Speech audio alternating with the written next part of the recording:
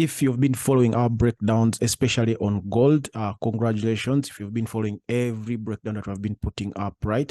Gold has been following what we have been breaking down. And I also mentioned when we're starting this move downwards here, when we're taking these swing trades, I told you guys that these are my targets, and I gave you reasons as to why. And finally, gold has hit all the targets. We talked about gold from down here. That's why you see I didn't want to delete these things so that those who have been following us will actually have will be like the witness. Also, the setups will be just in front of your eye. So finally, gold has reached the point I wanted it to reach to, but it doesn't mean that I'm going to just be taking buys immediately. No, I still expect gold to push down into these levels or even slightly lower, right? As we're going to be looking at, right? So now I can delete all these things because we have attained the target that we wanted. We talked about it when it was up, you wanted it to push down. When it broke down, wanted it to reach down here and has hit all the targets, right? So if you've been following, congratulations. I hope you really used proper risk management and you attained everything that you wanted. So let me just clear this so that we look at it afresh. So starting from the monthly time frame, what do we observe? Remember we said if you want to trade the way we trade, right, whatever we put here, you have to start from the monthly time frame. But I also guided you on how you can choose your own time frames. So it's not a must that you should follow exactly what I'm showing you here, but you can follow the rules and use your own time frames, right? So if you start from the monthly, we can clearly see that we have broken a neckline here, right? This is a neckline that has been broken. And what do we see here? We see that we have an M. We have three types of M's. We have the double top, we have the M with the lower high, we have the M with a higher high. So currently we are observing this one here. And those who have interacted with me, who we had classes with, you know this is my favorite type of M, right? So after that is created, what do we want to see? After this, any type of M is created, what do we want to see? We want to see the market coming back to retest the broken area. So what I expect gold to come up and retest that area. So when it retests, then we can expect higher low, double bottoms, or even lower low, right? So that is what we have in the monthly time frame. When we go down the weekly time frame, what do we observe? Now, weekly, you can clearly see this was our target that I gave you guys in the last breakdown. Those who didn't want to swing, those who wanted to do the intraday. You guys recall that I gave you guys a target of this and this false breakout here. You can see this. I told you guys that the market had a false breakout here. At least it had to drop up to this level here, and the market aggressively broke that area, right? So at least we expect a retest into this area. It may not be exactly reach here because this is an impulse. It has broken this turning point and this turning point. So whenever there's an impulsive move, we bring our Fibonacci. But I can't bring a Fibonacci here because we don't have an opposite candle yet, right? If you guys don't know about Fibonacci, we have a video. I'm going to attach it somewhere up there. Look at the top right corner. You'll be able to learn about how we use Fibonacci in our own way. So I can also mark this here in the weekly time frame, this area here, right?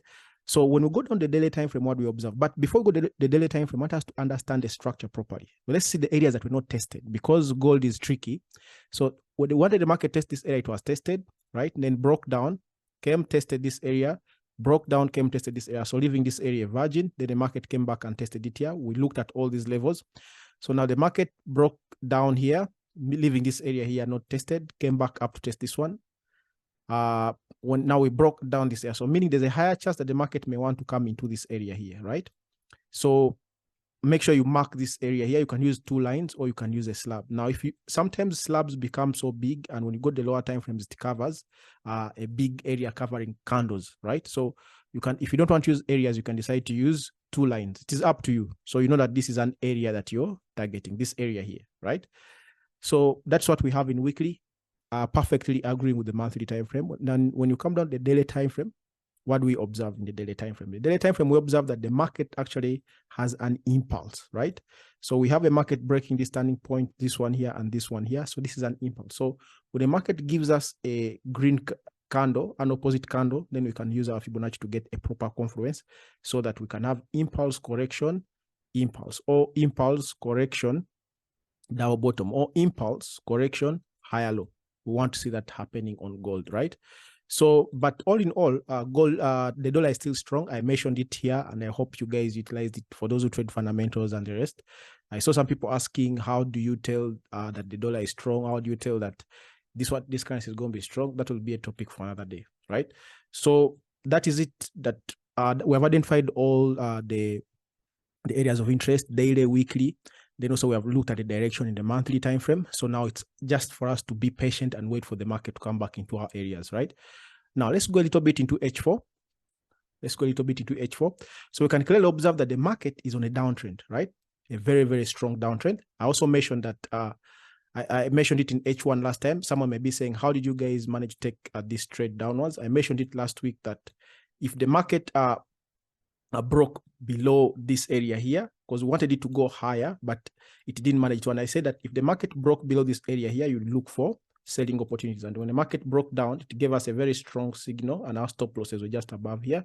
And you can clearly see that the market just dropped after that, right? Without looking backwards. But let's look at the major focus in H4 here, right? So when you turn to H4, we can clearly see the momentum downwards is very strong. It's a very strong push of sellers, lower high, lower low, lower high testing this level here. So the market currently has broken down, right? So there are two ways of approaching this. Now, I know this is a question that normally comes into your mind. So will I take my trade when the market comes back to retest this point here, or I should wait for my area of interest? Now, it depends on the capital you have. If you have big capital that can hold, you can look for change of trend into this area here. If you don't have enough capital, don't attempt to trade from here, right? Because yes, this is a broken level into a smaller an entry time frame, but remember our area of interest is this one up here. Let me just actually change the color. Our area of interest is this one up here, and you should wait for the price to first touch here before even you think about change of trend. Are we together? But if you have enough capital and the market gives you change of trend here, because the price does that. They know that you don't have money. They'll give you a change of trend here. You enter. That's why you hear people saying that actually everything happened. My rules confirmed and the price just went against me, and after went in my direction. Why? Because it's not the area of interest. Remember, these guys don't move in smaller time frames like us, right? They move in big time frames. So that's why I advise, actually, when I was starting to make this video, this breakdown, I told you guys that I advise, but you can use your own time frames. But I advise you do your area, you get your area of interest from bigger time frames. That's weekly and daily, right?